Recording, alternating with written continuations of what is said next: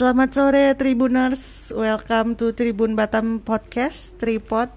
Ada wajah baru di sini. Siapakah Anda? Mengapa posisi Mas Danang digantikan sama Bang Tommy? Di sini ada Bang Tommy ya, Tribuners. Bang Tommy ikut meramaikan tripod ya. Mungkin kita ini nih. Ya Bang, apa kabar Bang? Kabar baik deh. Diem-diem baik Bang. Tommy Kriwil ya. Tuh kan, udah Ibu Suryani. Kita kedatangan tamu nih Bang Tom. Ya. Ada Ibu Suryani. Halo Bu. Halo, selamat sore. Assalamualaikum warahmatullahi Waalaikumsalam. Aduh, seger ya di sini sore-sore Bu. Hujan-hujan lagi ya. Minum teh kita. Sambil denger ini tentang Bu Suryani. Ya. Sosok perempuan yang muncul. Katanya lain dengan di ini. Dikiranya gede. Badan kecil ya Bu ya. Iya, kecil. badan kecil. Ibu Suryani. Kalau dipanggil biasanya Ibu Nani. Bu Nani. Benar ya biasa. Bu ya? Aku pernah dengar Nani ya. Bu Nani. Iya, Kalau tuh. orang Sunda biasanya Nani Suryani. Cuma ini nggak dibawa gitu di akte itu nggak dibawa. Oh, sebenarnya nama panjangnya Nani Suryani. Biasanya kalau Oh, orang Sunda kan biasanya gitu. ya. Dia pengulangan Bu biasanya. Pengulangan. Oke. Ibu- Cecep Gorbacep. Iya bener. Nama saya nggak bisa untungnya. Nita Yunita gitu nggak mungkin ya Mas. Lahir di Cilacap Bu. Ya, Lahir di Cilacap. Jadi asli orang Cilacap. Asli orang Cilacap. Ngapak ya Bu? enggak. Enggak ngapak ya. Enggak bisa. Nggak bisa. Emang udah lama maksudnya ke Batam udah lama atau bagaimana Bu? Ke Batam 93. Oh, 27 tahun yang lalu lah. Oh, 27 tahun. Memang aslinya enggak ngapak gitu, jadi enggak bisa. Ikut maksudnya orang tua memang waktu itu pindah-pindah gitu. Enggak, orang tua emang di situ tinggal. Cuma Ibu merantau. merantau ke sini. Gitu Bang Tom. Cuma itu ada salah, Apa tuh? lahir itu 74 bener, tapi di KTP 73 gitu. Nah. Dituain satu. Oh sebenarnya 73. Jadi semua di ini 73. 73. Oke. Ibu ini sudah mempunyai 4 anak. Ke tanah. Ya. Tapi beliau ini aktif banget di mana namanya? Dunia politik, dakwah, ibu rumah tangga juga, Bang Tom. Ya. Ya Pak, paket-paket lah gitu. Luar biasa ya. Dan anggota Komisi 3 DPRD Kepri, dan ini periode keberapa Bu? Dulu setengah periode. Dulu maksudnya gimana Bu? Dulu 2004 2009 itu ada PAW. Oh. Pak Ria waktu itu masuk Seperti wakil wali kota. Saya menggantikan. Oke. Menyelesaikan 3 tahun Mbak Nita. Oke. Kalau Ibu kan sekarang bergabung di PKS ya, PKS. kalau kita dengar. Iya. Nah, itu Dari udah dulu ya Bu ya. Dari dulu, dari awal ada PK. Oh di Batam. Oh Ya di Indonesia Oh di Indonesia dari awal berarti sudah Dari ikut di awal. PKS. Oke. Itu Iya. tahun berapa ya Bu? 98. Oke.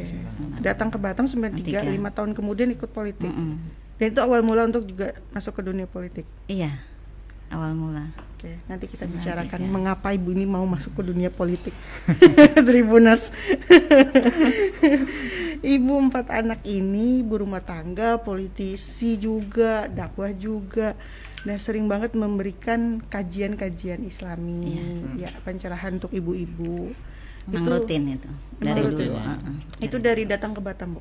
Enggak, memang dari SMA atau memang udah dari kuliah? Sejak di Batam. Oh, sejak di Batam. Sejak di Batam. Oke. Sejak 93 itu ya, Bu? Sejak 93. Kalau ditanya hobi itu apa, Bu? Hobi apa ya? Orang kan hobinya ada yang masak gitu ya, ada Baca, ada yang berkebun. baca. Nanti kalau disebut hobi baca kan berarti harus menguasai ya buku-buku ini gitu. Mungkin yang lebih pas dengan saya sih sebenarnya selama ini traveling.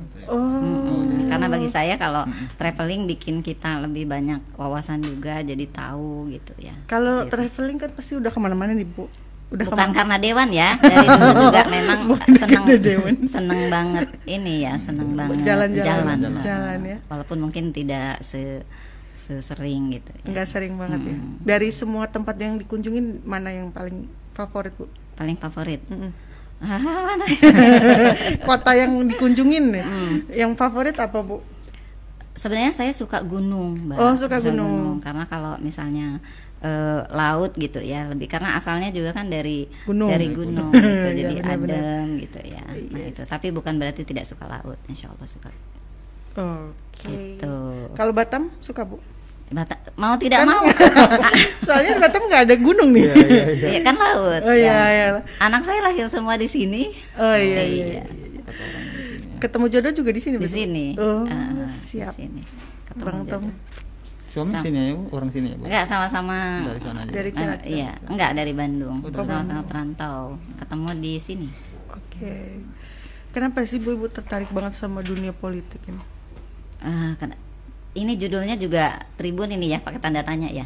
Tribun. Judulnya Tripod ini. Judulnya Tribun Batam Podcast Bu. Kita ngobrol, kita kan penasaran nih Iya. sebenarnya saya mencari baca-baca Ibu Suryani ini masih sedikit, maksudnya tidak terlalu Iya. dalam kan yang di makanya pakai tanda tanda tanya. tanya. Ya. Nah, itu makanya saya penasaran. Benar enggak pokoknya sih Iya, gitu. iya. Nah, benar nggak Enggak sih gitu ya. Jadi kenapa gitu ya tertarik ke dunia politik, karena bagi saya dengan berpolitik bisa memberikan manfaat yang lebih besar banyak gitu ya kepada masyarakat. Itu saja sih. Gitu. Pada saat Simple aja. Karena itu bagian dari apa yang saya yakini juga selama ini. Itu bahwa sebaik-baik kita yang paling banyak itu. jadi waktu kecil tuh emang udah bercita-cita saya mau jadi politisi gitu. Enggak juga. Enggak juga. Enggak juga. Perjalanan enggak ada lah, enggak ada. Iya, itu Karena kan dulu parpol juga kan cuma 3 gitu. Jadi masih masih sedikit lah wawasan tentang itu gitu ya. Jadi di Batam ya, Bu ya, mulai muncul Di gitu ya. Batam. Ya itu tadi yang saya geluti gitu ya, dakwah yang saya geluti kemudian mengajarkan bahwa politik adalah bagian dari Dari itu dakwah itu sendiri gitu ya, bahwa bukan cuma dengan mulut ya, dengan kata-kata, tapi dengan kebijakan lebih akan terasa banyak manfaatnya. Berarti dari dasar-dasar dakwah itu Dakwah tadi dulu ya. ya, Bu ya. Jadi Ya sebenarnya itulah kalau- yang membentuknya. Iya, iya gitu. benar-benar. Karena baru datang ke Batam nih memang udah terjunnya ke dakwah dulu, Iya, baru ke politik. Ke politik. Iya, betul. Memang PK kan dulu begitu juga. Bagaimana cara Ibu? Maksudnya kan ini Ibu aktif nih semua dakwah iya, politik iya, punya anak 4. 4, iya. Tuh. 4. Dan, Ya, iya kan? Saya aja bingung nih ngebayangin. Mbak Nita udah ada. Belum. Nikah aja belum Ibu nih loh. Saya doakan deh.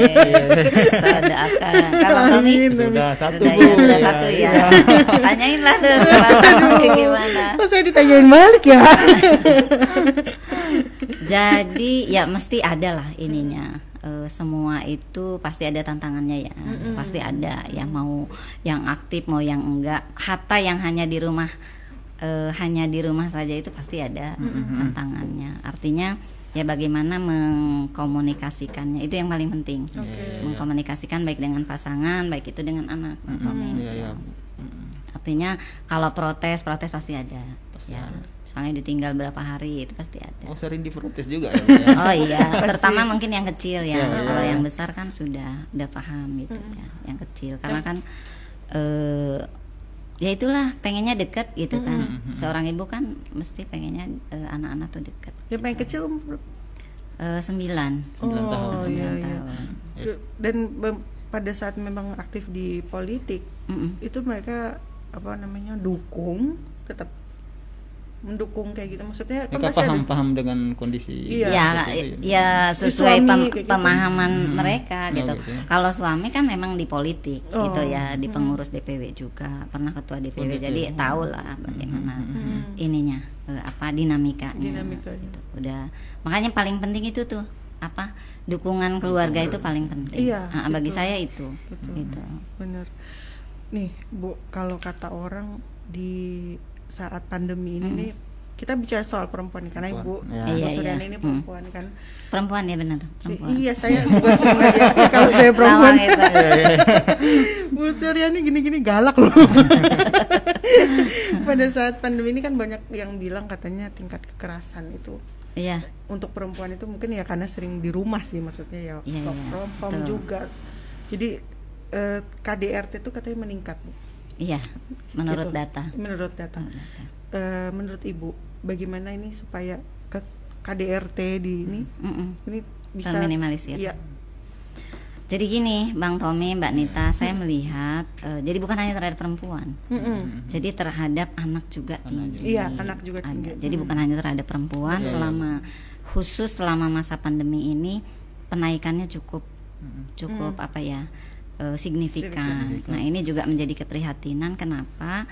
Karena selama ini kan memang kekerasan terhadap perempuan ada terjadi gitu, dan ininya menaik gitu ya. Kemudian juga terhadap anak. Nah selama pandemi mungkin kita bisa lihat kondisinya, status ibu-ibu gitu ya, yang udah bosen gitu di rumah, anak-anak juga ngajari. Maksudnya daring, dengan konsep daring itu ibu-ibu tuh sampai merasa ada yang stres dan sebagainya.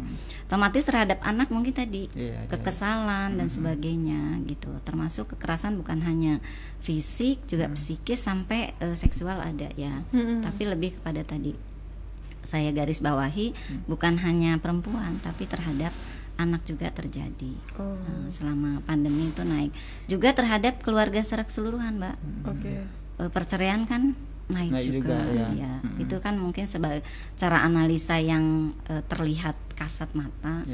Itu karena mungkin seringnya ketemu. Nah itu maksudnya mungkin ada sesuatu yang mungkin bisa membuat perempuan ini harus lebih sabar gitu. Kalau dakwah itu tadi ya Bu, mungkin.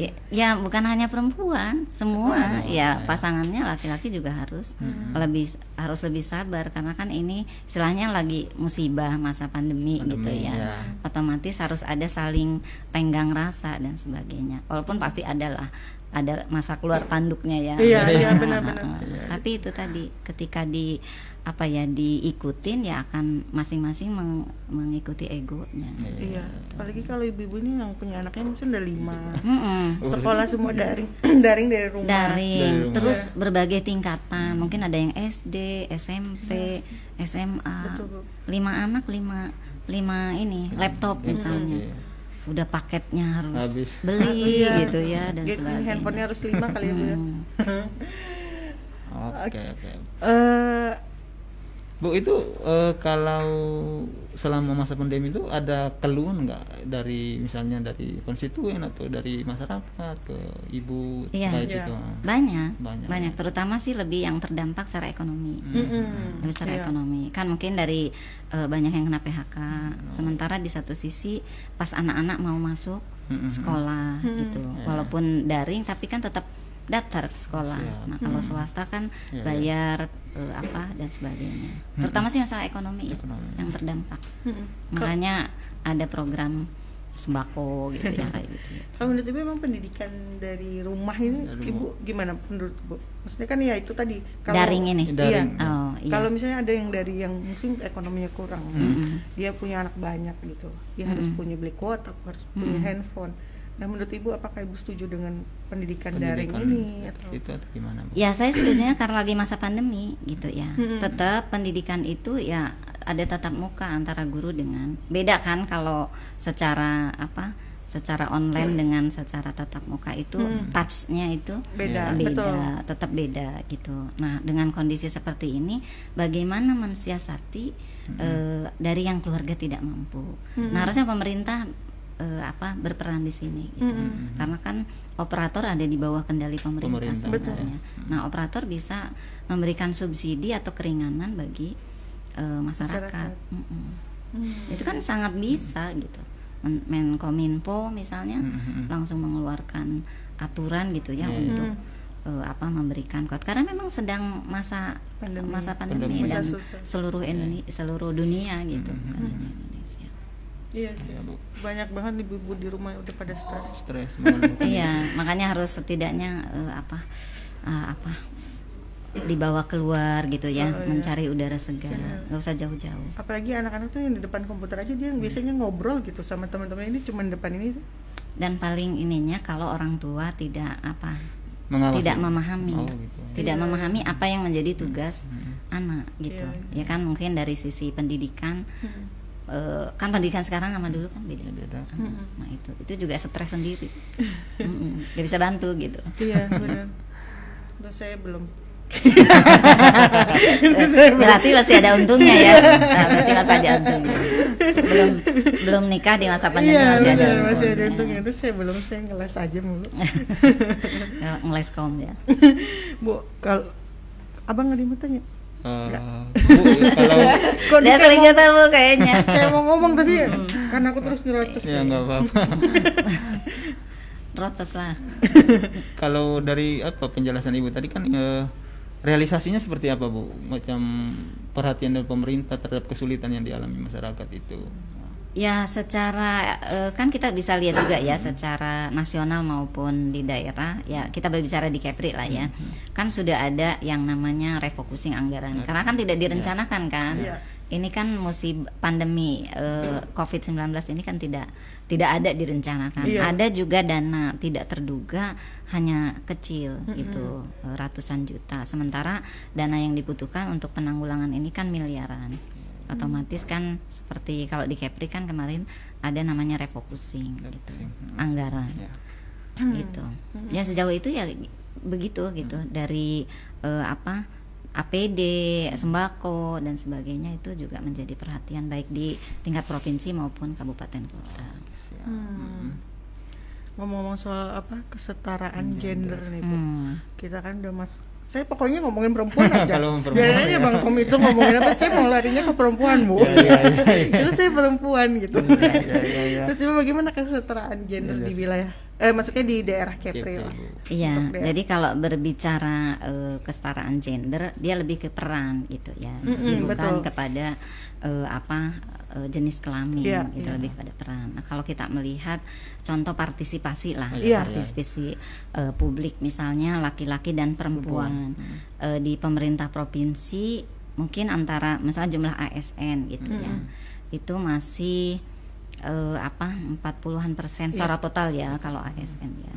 Nah, yang masih kurang itu di level eselon 3 dan 2. Ya, itu kan masih sangat sedikit. Terus gimana di parlemen, di DPRD juga mengalami tahun ini ada DPRD yang mengalami kenaikan, tapi ada yang secara keseluruhan itu mengalami penurunan gitu. Ya, misalnya di provinsi aja dari 7 ke 5 gitu ya. Berarti memang masih ada bukan bertambah ya Bu ya? Berkurang ya? Berkurang. Kemarin sih periode dulu kalau yang provinsi ada yang PAW 2 perempuan gitu ya. Nah, sekarang 5. Itu karena memang yang perempuan-perempuan yang nggak mau mendaftar atau memang dia nggak pilih Bu? Sebenarnya kalau secara kuota kan sudah diatur undang-undang, kan kita udah tahu semua ya.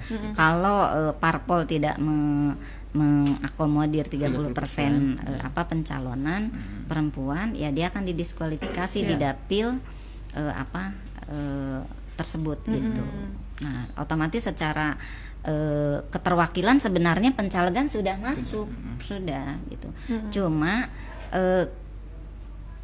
dari kualitas perempuan itu sendiri juga penempatan ini mungkin nomor gitu, karena mau tidak mau walaupun suara terbanyak mungkin nomor juga berpengaruh gitu. Jadi ada disaring lagi sama. Jadi bukan hanya di parlemen kita berbicara ini ya, bukan hanya di parlemen, bukan hanya di politik di parlemen, tapi juga misalnya di pemerintahan. Nah, bagaimana mungkin di pemerintah, misalnya saya berbicara di Kepri lah, provinsi Kepri, di dinas terkait atau badan yang menangani ASN itu bisa memetakan kebutuhannya gitu, walaupun mungkin tidak harus ini butuh perempuan dan sebagainya, tapi kan dari jumlah kita bisa melihat pemetaannya. Betul. Kalau menurut Ibu apa yang ini kan perempuan tuh bukan hanya pelengkap dalam politik ya Bu? Tidak. Setuju ya Bu ya? Setuju sekali. Tapi juga punya andil nih, dia harus andil besar dalam memberikan pemahaman dan pengetahuan ke publik. Pengetahuan politik bagi masyarakat. Nah, Ibu yang terjun nih ke dunia politik. Selain galak, Ibu ini lucu juga. Apa yang bisa Ibu berikan? Percaya aja sama Tommy. Apa yang bisa Ibu berikan nih, maksudnya untuk kaum perempuan nanti misalnya kalau nanti terpilih gitu. Jadi saya nyorotinya yang di politik di parpol ya. Ini nyoroti dulu di situ. Jadi karena dipaksa gitu oleh undang-undang terwakilan 30% itu, jadi kadang-kadang mau tidak mau parpol itu mau tidak mau ya, kadang ada yang ya udah terwakili 30%. Mungkin tanpa ada penyiapan sejak awal gitu ya, maksudnya penyiapan dari sisi kapasitas, kapabilitas dan sebagainya, sehingga ada kasus-kasus mungkin menempatkan perempuan pas mau pencalegan saja, sehingga kan kita bisa melihat gitu kan, padahal untuk mendapatkan suara masyarakat itu kan perlu dibangun bertahun-tahun, enggak instan gitu ya. Udah ditambah perempuan ini kan terbatas Mbak secara dana gitu, bukan berarti kita kos perlu lah dalam politik itu perlu kos, misalnya turun ngopi-ngopi kan perlu dana. Nah itu kalau ujuk-ujuk gitu, ujuk-ujuk ya nggak bisa gitu, harus penyiapan. Maksudnya support, daya dukung dari parpol juga perlu gitu untuk kesiapan perempuan. Gitu. Kalau di pemerintahan gimana Bu? Apakah ada misalnya desakan dari DPRD terhadap pemerintah daerah, kepala daerahnya untuk memberikan ruang besar ke Sebenarnya saya kira dengan open bidding dan sebagainya untuk penempatan itu, semua ASN itu memiliki peluang baik laki-laki maupun perempuan gitu. Lebih kepada kemampuan perempuannya itu sendiri gitu dengan kinerjanya selama ini. Jadi bukan di stok kuotanya segini, tapi memang dia ya namanya juga kita bertarung ya, bertarung untuk mendapatkan itu. Nah tentu saya kira tidak ada yang menghalangi, sengaja menghalangi gitu ya, tapi memang kadang berbagai kendala juga ada ya yang menghadapi perempuan gitu ya, dihadapi atau bukan menghadapi, dihadapi. Iya tadi karena sebagai ibu sebagai ini kan ada kadang terkendala. Tapi kan kalau misalnya di itu Bu, dakwa-dakwa kan bisa kan Ibu berikan sedikit. Kalau saya pribadi always selalu gitu, selalu bagaimana membangun kesadaran berpolitik, melek politik gitu ya. Karena kan ibu-ibu nih kalau ada apa-apa juga kan datangnya ke kita. Bu cabai mahal, Bu ini gitu, ini gitu. Saya bilang ya udah nanti nggak usah terima uang gitu, terus tidak tahu siapa yang dipilih gitu. Jadi seperti itu. Kalau pendidikan politik, insya Allah di internal kader PKS juga terus dibina gitu, dan di masyarakat juga saya selalu menyadarkan tentang pentingnya peran politik, terutama bagi perempuan. Iya benar-benar. Saya menurut Ibu berarti setiap perempuan tuh perlu masuk politik. Ya politik dalam konteks secara umum ya, tidak harus semua masuk. Setidaknya dia paham ya Bu ya. Paham bahwa sekecil apapun kebijakan dia diputuskan melalui jalur politik gitu ya, misalnya di negeri ini. Karena kita kan sistemnya sekarang demokrasi gitu. Artinya harus ada peran minimal ya, pasif misalnya memilih gitu ya. Aktif malah itu gitu ya. Apalagi mau pilkada ini Bu. Pilkada mau berbagai inilah eventnya gitu ya. Kalau melihat Ibu ini udah aktif di mana, di DPRD, anggota DPRD Komisi 3 nih Bu. Udah Komisi 3. Ya, udah 3. Saya yang belum Komisi 4. Ada rencana ya? Yang lain udah 1 2 3 tuh udah 2, paling lama 2. Oh, paling lama 2. Dan sekarang di 3 ya Bu ya. Kalau yang ketua Kaukus Perempuan Politik Indonesia KPPI Kepri ini masih ya Bu? Masih ya? Masih. Jadi itu menghimpun perempuan-perempuan politik parpol di seluruh Kepri. Semua. Dari seluruh parpol. Jadi seluruh parpol bergabung di situ dalam satu wadah. Tuh. Nah, tadi Bang Tom terkait Ibu ini udah berapa? Udah Komisi 1, udah Komisi 2 paling lama. Sekarang Komisi 3. Hampir 3,5 tahun. Bagaimana Ibu mempertahankan konstituen gitu? Iya, ini yang selalu ditanya ya. Bagaimana mempertahankan konstituen? Artinya mau memilih lagi gitu. Artinya kita datang tuh, oh Ibu ini saya mau pilih lagi gitu. Bagaimana? Ya menjaganya sering silaturahim. Gitu. Kita ada ketika mereka butuh. Dan kan kalau anggota DPRD punya fungsi budgeting ya, penganggaran. Jadi ya itulah dari reses, kunjungan di luar reses mereka sampaikan, atau mungkin WA, Bu di tempat kami drainasenya kurang lebar misalnya, Bu tempat kami rumah ibadahnya perlu diperbaiki kayak gitu. Jadi tidak hanya didakwa aja Bu ya, kalau ada misalnya ada hajatan-hajatan. Oh iyalah gitu. Jadi jangan berpikir dakwah itu sempit hanya berbicara agama saja gitu. Kan luas konteksnya. Gitu, sangat luas. Oke. Bahkan memberi makan kan itu bagian dari solusi. Ya, misalnya kalau Ustadz ngomong apa-apa gitu tapi ternyata rakyatnya lapar kan nggak bisa diceramahin terus. Butuhnya kan sembako. Iya, gitu. benar. Jadi gitu secara menyeluruh. Itu dakwah. Itu yang saya pahami ya. Bukan. Semoga Bang Tommy paham. Terima kasih Bu atas Iya. ininya penjelasannya. Bukan ceramah ya. Kalau Ibu ngomong aku paham aja. Iyalah Bang Tommy paham-paham terus ya. Nanti kita perlu sekali-sekali datangin Ibu ini untuk mendakwah Tribuners. Tribun-tribun di sini. Boleh. Bu, kenapa alasan Ibu maju ke pilkada ini? Iya. Ini Maju dipaksa pilkada. atau Aku- dipilih atau iya. mengajukan diri Aku sih heran, Bang? Ya kan? itu tiba-tiba loh. Oh, Tiba-tiba. ibu Tuh kan. Surah maju tiba-tiba. Makanya betul kan pakai tanda tanya ya. Kita tanda tanya memang. Kalau nggak tanda tanya nggak datangin Ibu. Ya, Bang Tommy ini kayaknya ragu ya. Bukan Bu, bukan ragu tapi heran tiba-tiba. Kok Tiba-tiba gitu. tiba-tiba. Jadi sebenarnya nggak ada yang tiba-tiba, Mbak. Jadi kalau mekanisme di PKS itu ada namanya Pemira. pemilihan raya di internal kader PKS sebelum pilkada. 1 tahun sebelum pilkada kita kader disuruh memilih gitu nama-nama yang menurut kader ini layak dimajukan untuk pilkada. Dan seperti kan diberitakan juga udah lama sebenarnya. Keluar 4 nama kan. Salah satunya saya. Iya. Gitu. Jadi sebenarnya proses di internal nggak tiba-tiba. Gitu. Berarti terpilih gitu ya. Memang dari dulu ya nggak menonjol sih di PKS. Menonjol apanya? Vokal. Ya. Iya. Satu lagi pertanyaan yang paling ini nih. Paling Mengapa Terus yang- dengan Tiba-tiba Pak Isdihan. tiba-tiba lagi. Jadi jangan sampai nanti muncul calon tiba-tiba. Oh, bukan. Iya. Semoga Tribun Batam Podcast nih. Jadi kalau dengan Pak Isdianto prosesnya kan ada di tim. Jadi bukan hanya dengan Pak Isdianto sebenarnya. Iya. Tim pilkada ya TPPW di PKS itu ada timnya beberapa orang. Nah itu yang melakukan komunikasi lobby dengan calon dan dengan partai.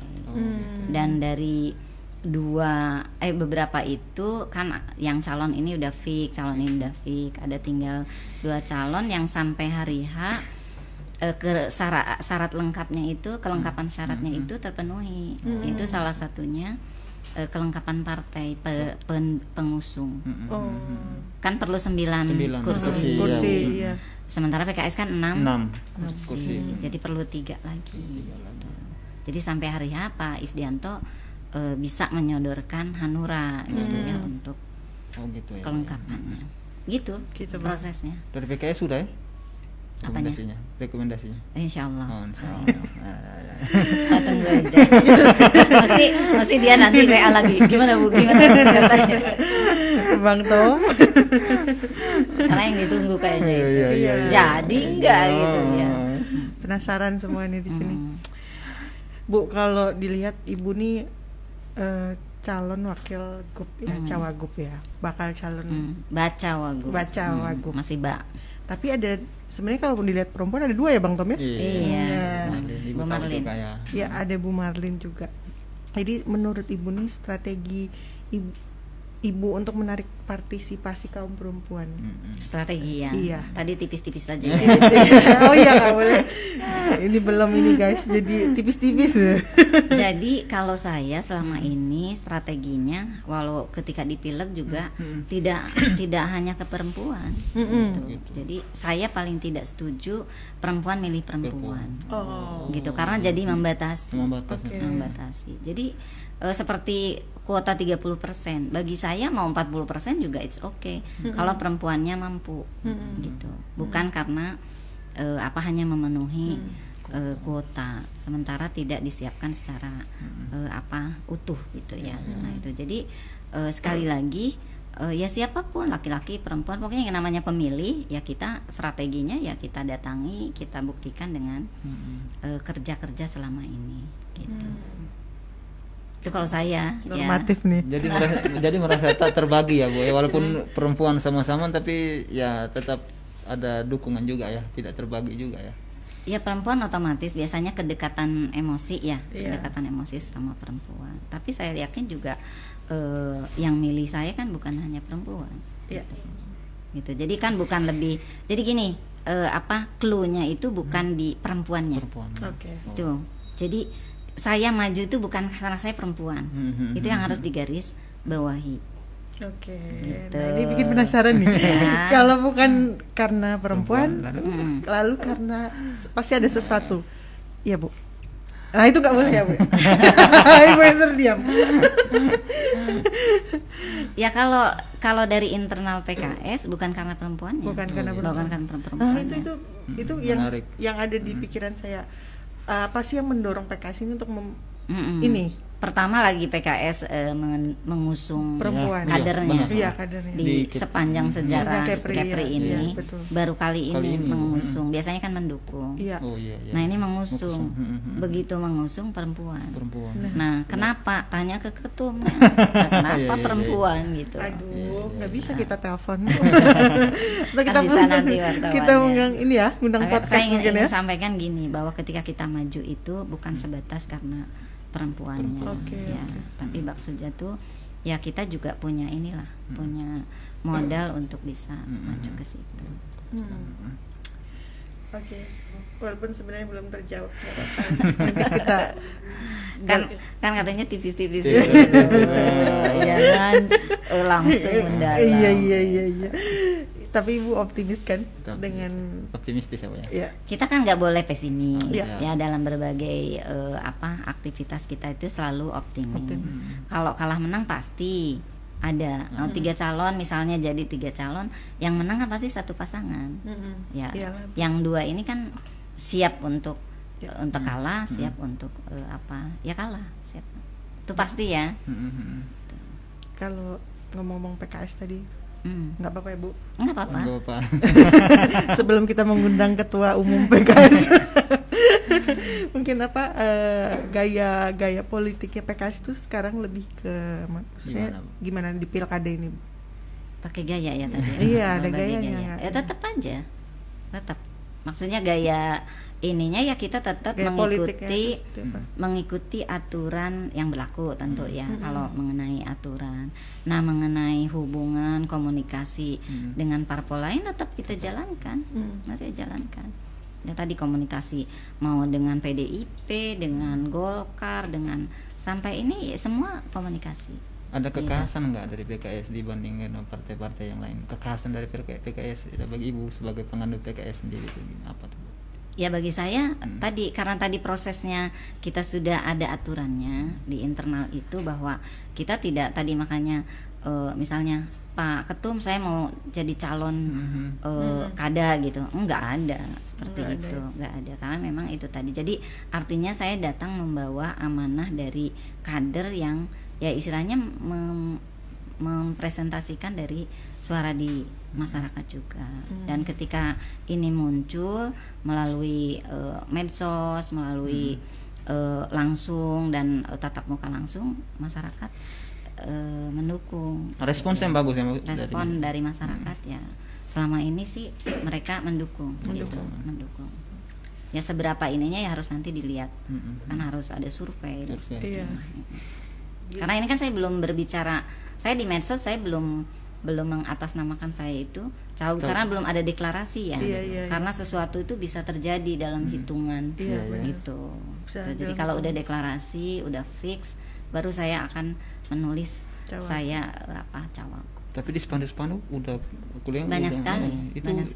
Bahkan sudah banyak yang pengen masang spanduk dan sebagainya. Kata saya ya belum lah gitu. Gitu. Belum ya Bu ya. Ya belum ya, nunggu deklarasi. Sabar semua sabar. Jadi sekarang masih perseorangan. Oh siap. Oke. Bang Tommy nggak sabar nih. Kalau 2 bulan. Berapa Bu? Ya masanya kan nanti 2 bulan dari pendaftaran sampai Kita tunggu mudah-mudahan ya. Jadi Mudah-mudahan. jadi calon gitu. Jadi calon dulu. Apa Bu? Kalau ngomongin pilkada, ngomongin Ibu tadi supaya terpilih, pasti ini banyak juga Tribuners pengen tahu nih. Seberapa Ibu ini mengetahui soal Kepri? Iya. Oh ya. Iya. Bang Tommy senyum. Iya, aku karena Ibu ini kan udah lama tuh jadi anggota dewan, pasti paham betul lah. Kepri. 3,5 tahun. 3,5 periode. Itu dia. Kalau ini belum baru setahun kan, periode ini kan. Dan harus mundur nanti. Harus mundur. Mundur. Kalau nanti deklarasi itu kalau mendaftar ya, aturannya harus mundur. Itu bedanya eksekutif dengan legislatif. Kalau eksekutif cuti. Dewan enggak. Oh ya, berarti kalau memang tidak jadi hangus ya. di PAW. Di PAW. Makin banyak nanti ini menyapa masyarakat. Iya. Siap. Sudah dipikirkan sama Bu Suryani. Sama partai dipikirin juga, ya sama saya dipikirin juga. Iya. Luar biasa Bu Suryani. Biasa di luar. Kalau ngomongin Kepri, Kepri mana Bu? Kepri ini pasti ada dong menurut Ibu potensi-potensinya. Apa sih? Banyak ya potensi Kepri. Pertama potensi maritim luar biasa, ya 96% kan dibanding dengan daratan. Otomatis bukan hanya isi air saja ya, laut itu, maritim itu dengan segala kekayaan Kepri. Baik itu dari sektor kelautan perikanannya, pariwisatanya, ketika dimanfaatkan dengan dieksplorasi dengan baik, tentu akan mendatangkan PAD yang luar biasa gitu. Kemudian juga letak geografis Kepri ya, yang berada di jalur perdagangan di Selat Malaka juga itu kalau diinikan dengan baik ya, dikelola dengan baik juga akan mendatangkan penghasilan untuk daerah gitu. Contoh paling kecil saja untuk ngawal kapal-kapal itu kan sekarang masih dipegang oleh Singapura, bukan dari kita gitu. Kemudian juga Labu Jangkar yang belum sampai bertahun-tahun belum juga Bang Tommy tahu lah gitu ya. Kalau Ibu udah ngebayangin nanti kalau apa misalnya, dan masih banyak ya potensi lainnya, begitu tembaga, boksit segala macam masih banyak. Kira-kira fokus ke depan Ibu nanti ketika nanti kita kan membayangkan dulu nih Bu. Optimistis jadi kan. Ini kan optimis dulu kan. Maksudnya yang akan difokuskan itu di apanya? Sektor apanya? Ya tentu kan saya ini berbicara baca Wagub itu ya. Jadi kalau yang nanti strategisnya kan tentu harus dikolaborasikan dengan Cagup gitu ya.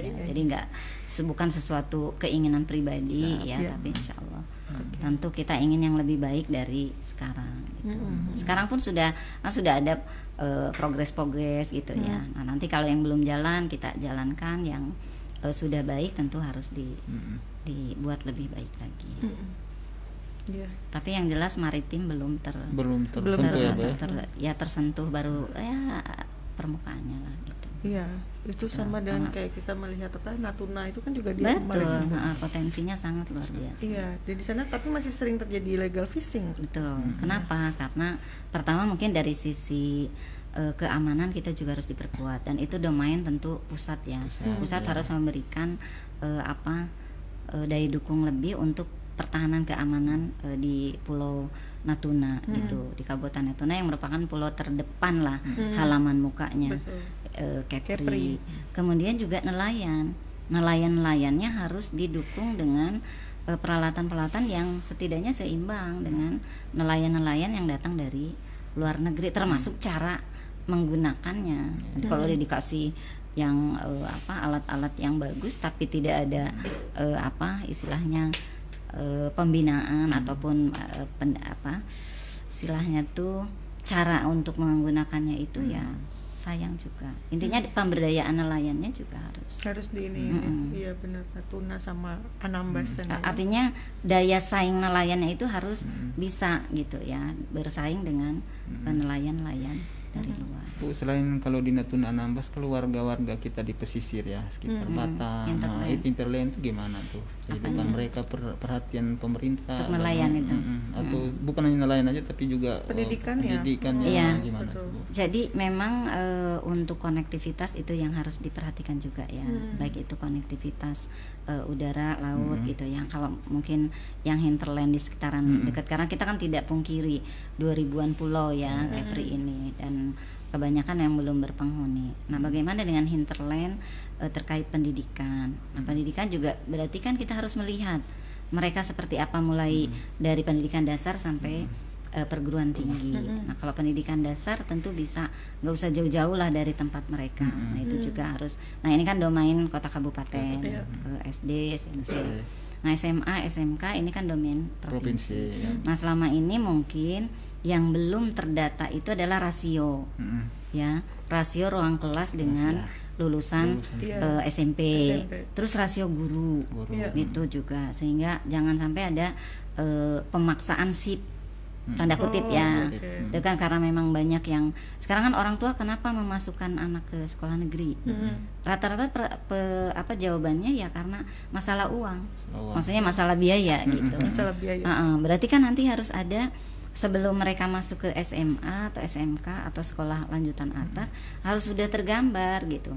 Artinya lulusan SMP itu kan udah bisa dihitung berapa, dan sangat mudah sebenarnya kalau misalnya anak-anak mau nerusin kemana gitu. Jadi rasio kelasnya itu sekarang kan setiap penerimaan siswa baru PPDB itu masalahnya itu ya. Dari tahun ke tahun kan Bu, kan selalu yang mendaftar dengan ketersediaan ruang kelas itu sangat jauh.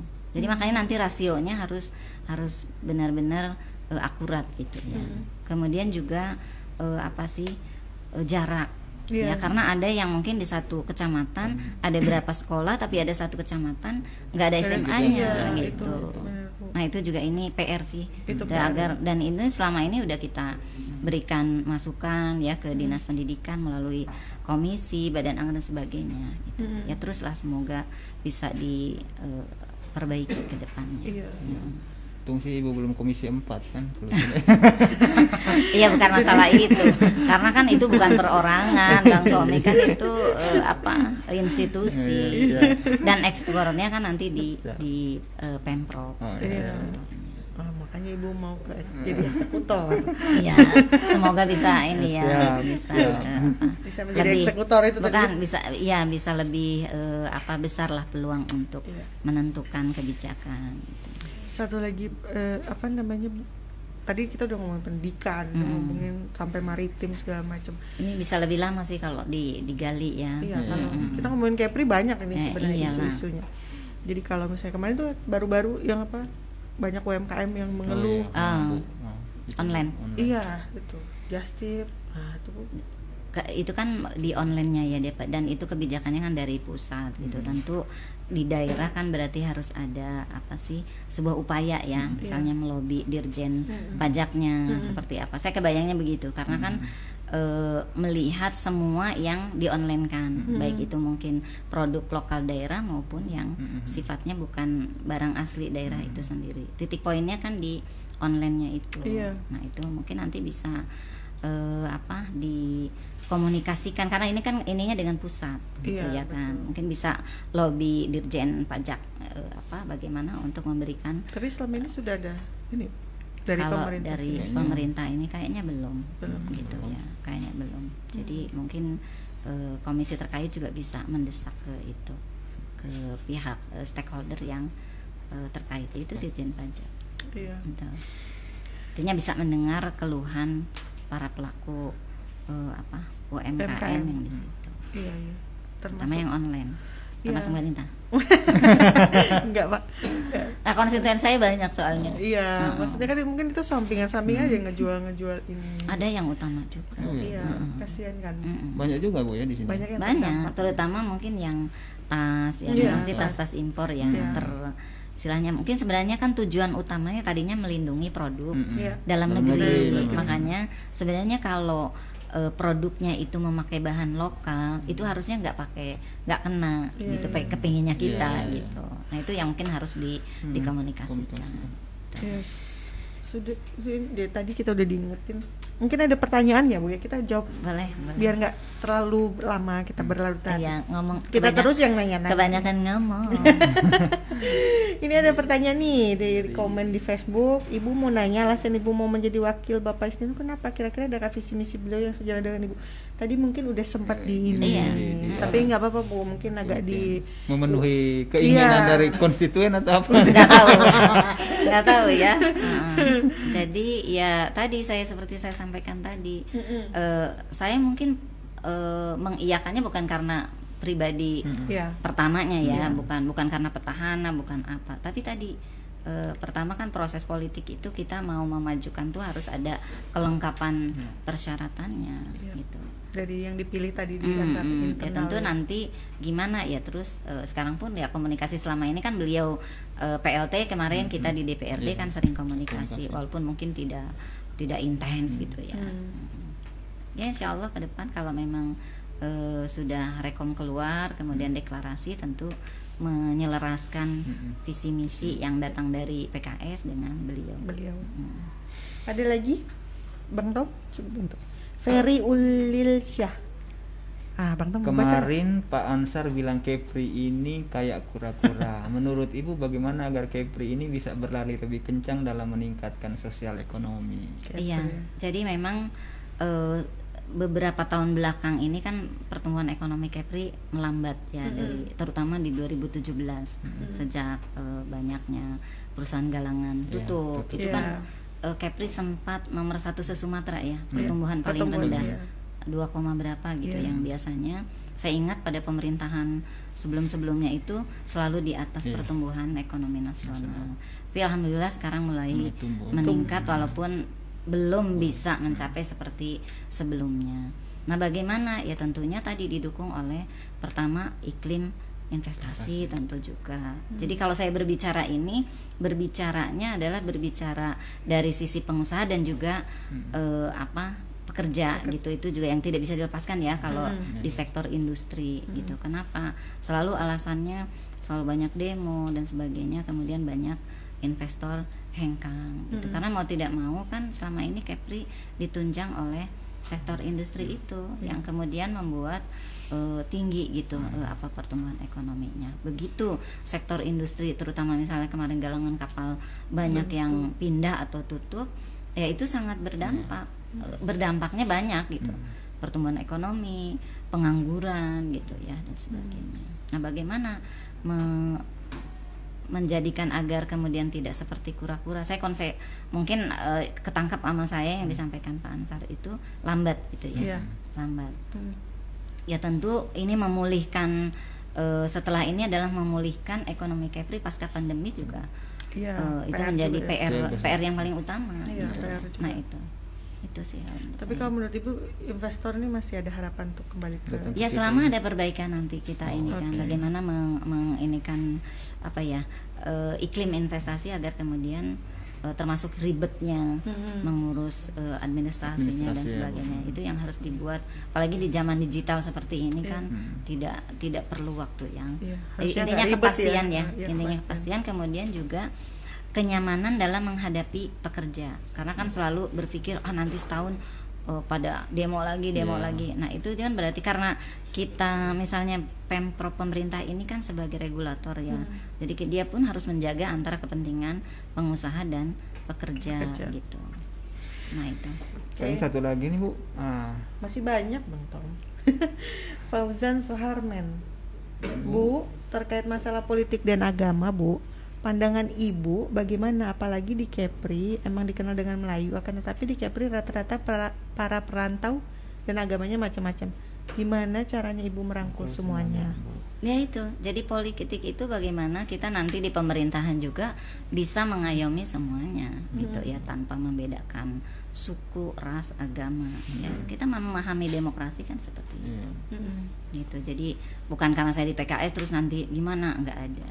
Ya tetap PKS kan milik negara, milik negara Kepulauan Republik Indonesia. Oke, ada lagi? Ya, Muhammad Aliuddin. Bu, kemarin di beberapa daerah sempat ada black campaign soal larangan perempuan menjadi pemimpin. Gimana Ibu menyikapi ini? Oh iya, jadi ini bagus nih. yang kita pahami sebenarnya dalam agama juga ya kita bisa ya untuk menduduki jabatan-jabatan tertentu. Zaman Rasulullah saja ada kepala dinas pasar gitu ya, terus ada istilahnya kepala perawat yang bahkan ada yang aktif di medan perang gitu ya, medan perang loh gitu ya. Jadi sejak zaman dulu juga perempuan sudah berkiprah. Bahkan di zaman Rasulullah itu kalau kita berbicara sejarah ya, perempuan sangat menentukan gitu ya. Bagaimana ketika Rasulullah mau mengambil keputusan gitu ya, ada peran istrinya. Ada peran istrinya. Atau di Indonesia lah, nggak usah jauh-jauh ya. Di Indonesia saya nggak usah jauh-jauh. Lulusan terbaik angkatan laut pertama itu di Indonesia kalau saya baca sejarah itu perempuan, Malahayati itu. Gitu. Jadi saya kira ini tidak dalam konteks membenturkan gitu ya. Selama mampu, insya Allah bisa gitu ya. Kayaknya Bu Suryani udah siap ya. jawaban karena ini nanti bakal banyak yang ditanya terkait dengan itu ya. Iya, sudah menyiapkan. Roni Sutanjaya. Waduh, BBM murah.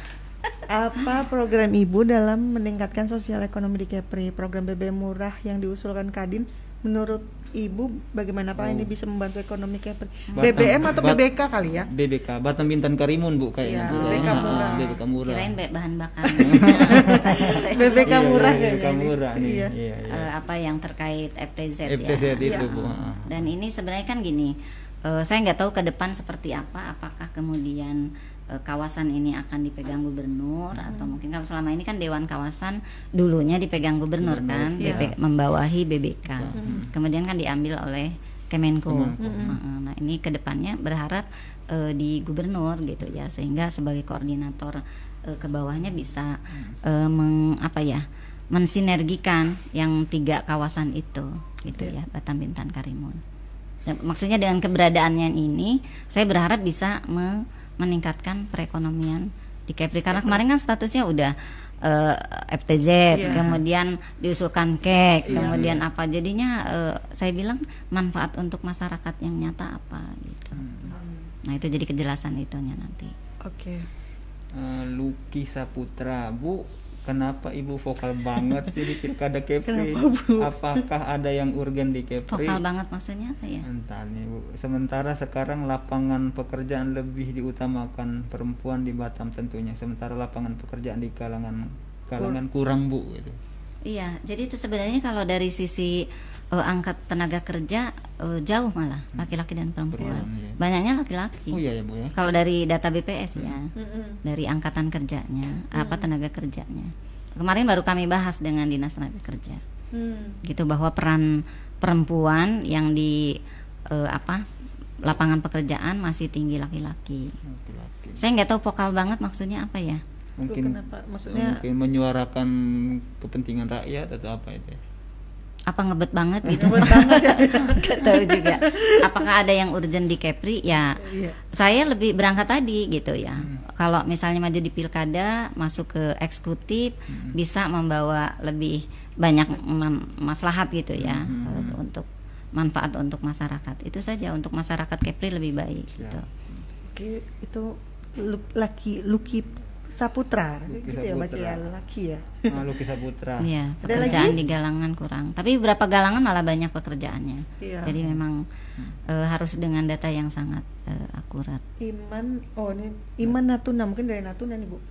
Bagaimana menurut Ibu dengan keterbatasan akses ekonomi di daerah perbatasan Kepri seperti Natuna? Ya itu tadi peran konektivitas tadi kan konektivitas udara masih sangat terbatas ke Natuna dengan pulau-pulau kabupaten kota lainnya.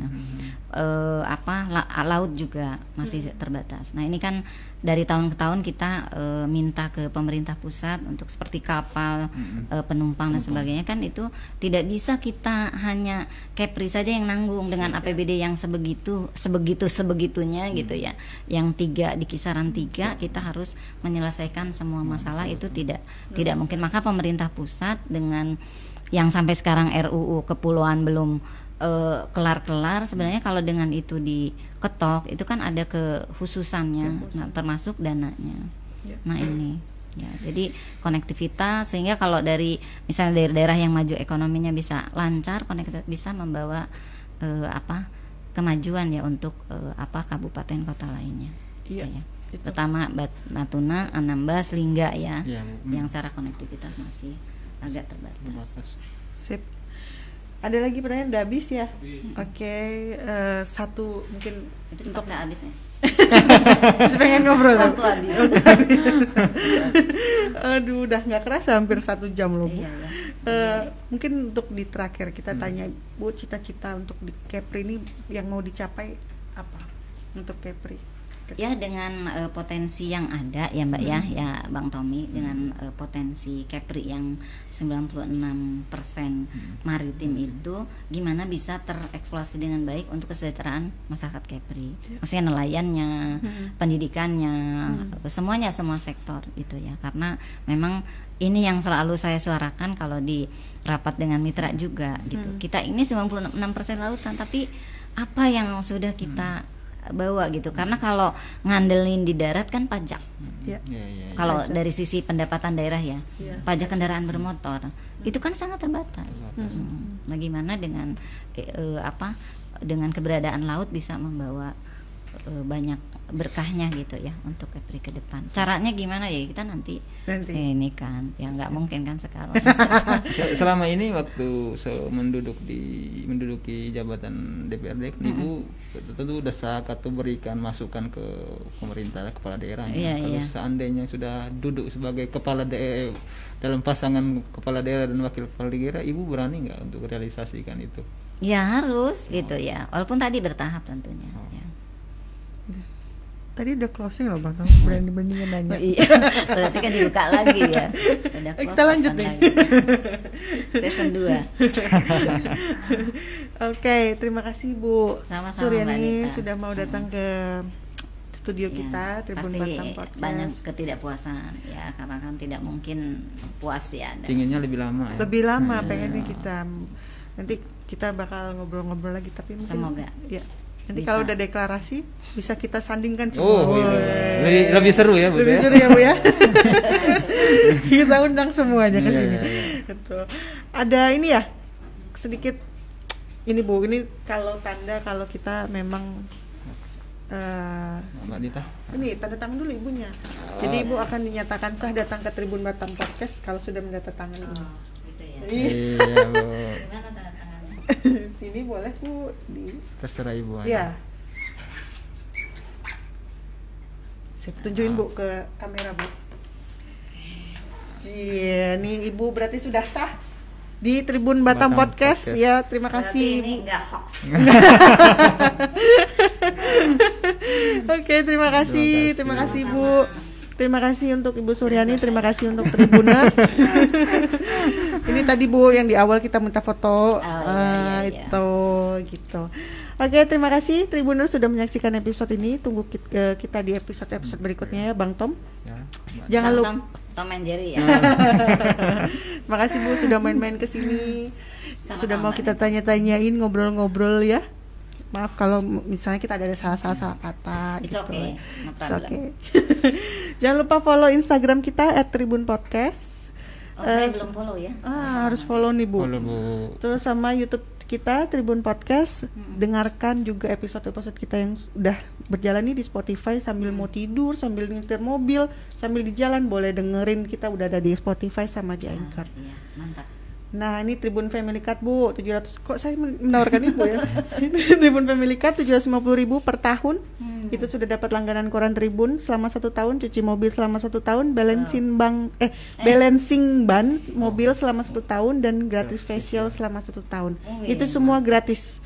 Dan itu cuma dibayar 750.000 untuk 1 tahun. Mantap. Gitu, mantap. Oke, terima kasih Tribuners. Kembali lagi kita nanti di episode-episode yang akan datang. Bye, see ya. Assalamualaikum. Waalaikumsalam.